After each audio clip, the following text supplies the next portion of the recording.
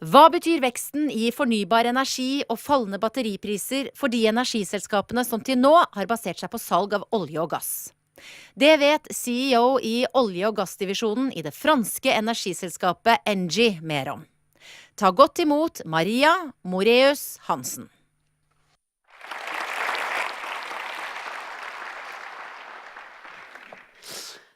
Good morning, ladies and gentlemen. Zero has generously enough invited me here to reflect on what oil and gas companies are going to do in the future, the traditional oil companies, in a world where renewable energy sources will play an increasingly important role. I will extend this a bit because we usually talk about the energy transition. And for me, the energy transition is about more than just the growth in renewables. So this is what is it going to be being an oil and gas company in the future? And I actually see three different behaviors, and I'll come back to that.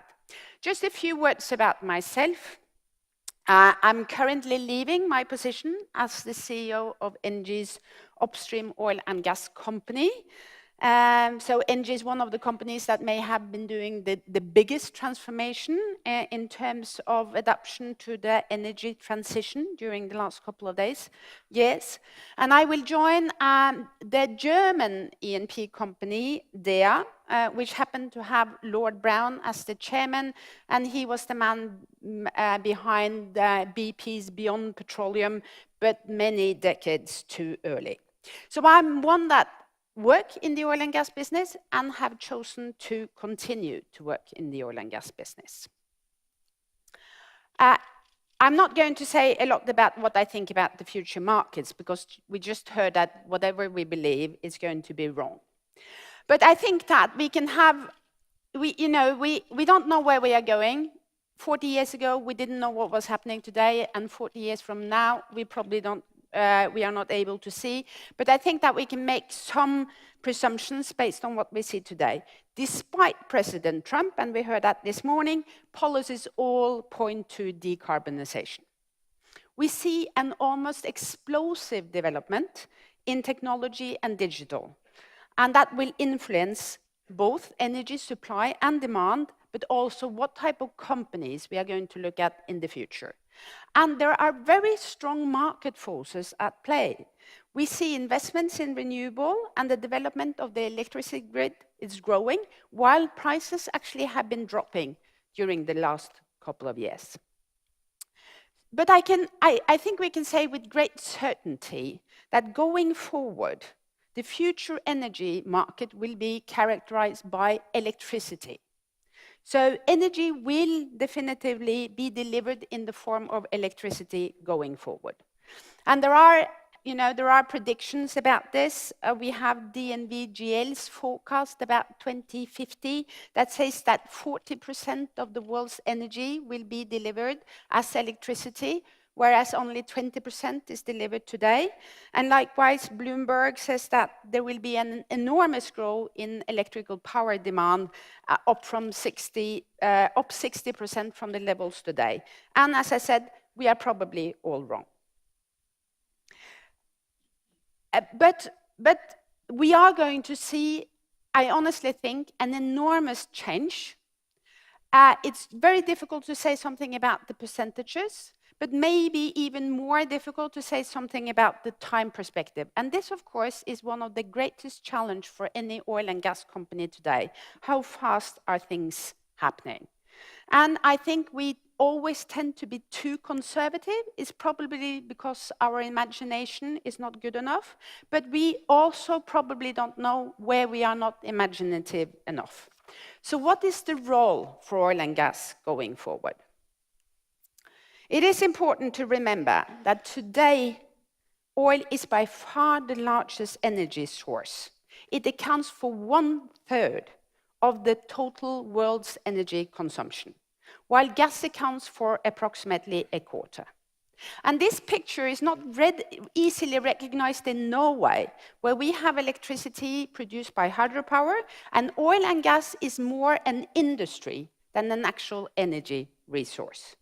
But the truth of it is that oil up to now has very few competitors in its natural market, which is transportation and petrochemical.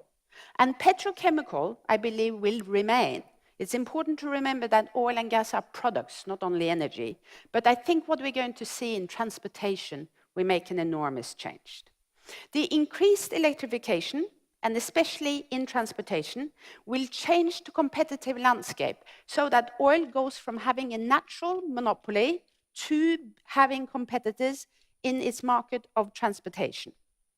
Oil will become one of many energy sources in competition with electricity that will come from hydro, solar, wind, coal, gas, and biofuel. And of course, we haven't even mentioned hydrogen.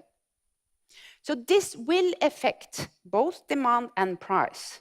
And the super profits that the oil companies have seen during cyclical periods before are probably over. I therefore think that the main driver here going forward is that the oil and gas companies are going to have to compete on prices. We are likely to see increased industrialization and continued transformation, but maybe also reduced profitability. And of course, we are going to see reduced revenues for Norway as an oil and gas nation. So how will the companies position themselves then? And I think we see three different groups of companies, and that will behave very differently. We have the large diversified utility groups, the energy companies, and they are basically phasing out their production of fossil energy and focusing on renewables. Or even more important, they are actually focusing on delivering energy services. They will stop being oil and gas companies. I have participated during the last 4 years in one of the largest restructuring here.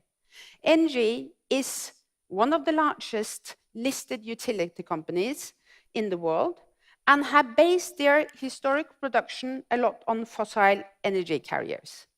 Now, the upstream oil and gas business that I have been heading up are being sold, and they are likewise phasing their coal-fired power plants out through sale or closure.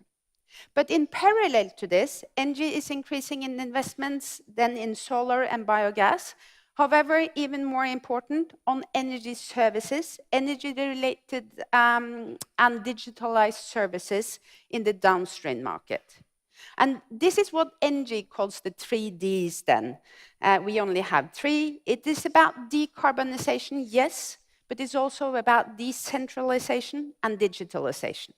Because if your customer in the future will also be your competitor by producing their own power locally, the future of an energy company may be about providing services and not the energy as such. Among the larger traditional oil and gas companies, some of them are actually moving in the direction of becoming what energy companies used to be. Oil and gas companies like Total, which have a presence throughout the gas value chain, are now entering solar, bioenergy, and the retail market as well. And we see Statoil, that will be presenting here afterwards, they do something similar. So they do not only produce oil and gas, but they will also produce wind and solar power in their upstream production portfolio going forward. So these companies do not necessarily diversify themselves because they see that the closing of the oil and gas business is near, but because they see the pressure of the industry on profitability, and at the same time they see real growth opportunities in the renewable, and they see and they try to foresee the changes. Sorry. But then and this is actually my main point. Some oil and gas companies will choose to remain pure play oil and gas companies in the future. They will stick to their competences because and become, of course, better and develop new technologies, maybe even disruptive technologies that can improve also this industry. because they know what they are doing, but also because they do not necessarily believe that they have the right capabilities to diversify themselves and becoming the good renewable companies. So they leave this investment to their investors, this decision to their investors. And the choice to diversify or leave it to your investors to diversify is actually the main challenge for an oil and gas company today, and the main strategic decision actually for investors. For many years ahead, the world will still depend on oil and gas. Without the oil and gas industry, as many have pointed out today, we may like it or not, many businesses would stop, merchandise agriculture would collapse, and industry community would stagnate. And actually, and this is true, the oil and gas company's biggest challenge today is still not falling demand, but how to continue to find more oil and gas to replace the natural annual decline of 8% per year. So what we are talking about in the demand growth or leveling out or even stagnation here is not close to replacing this annual decline rate that we see in the oil and gas business. But we as an industry, we are acutely aware that we need to do this at lower cost, we need to be competitive, increased efficiency, and of course with less climate and environmental impact, whether we diversify or focus. Despite the continuous importance of oil and gas, and maybe for many decades, and we need to remember, as I said, oil and gas are products, not only energy carriers. The industry may face major reputational challenges ahead.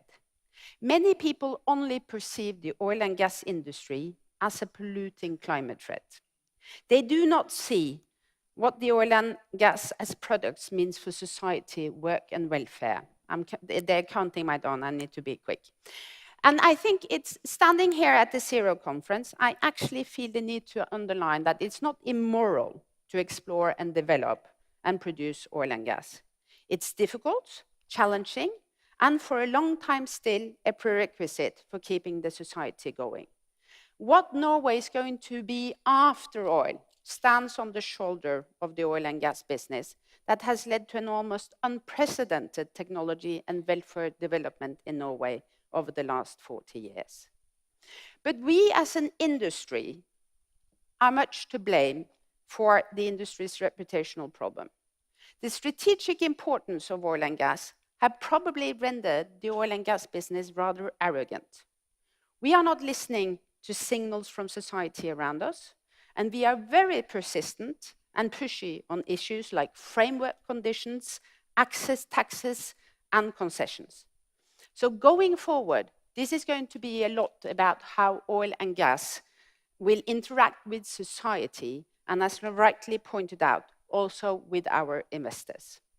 It's very important for me that my colleagues and friends in the oil and gas industry can be proud of what they do, that we are accepted as an industry, that we behave in a way that we are accepted as an industry, and that we can continue to attract talent for very important and acutely tasks ahead.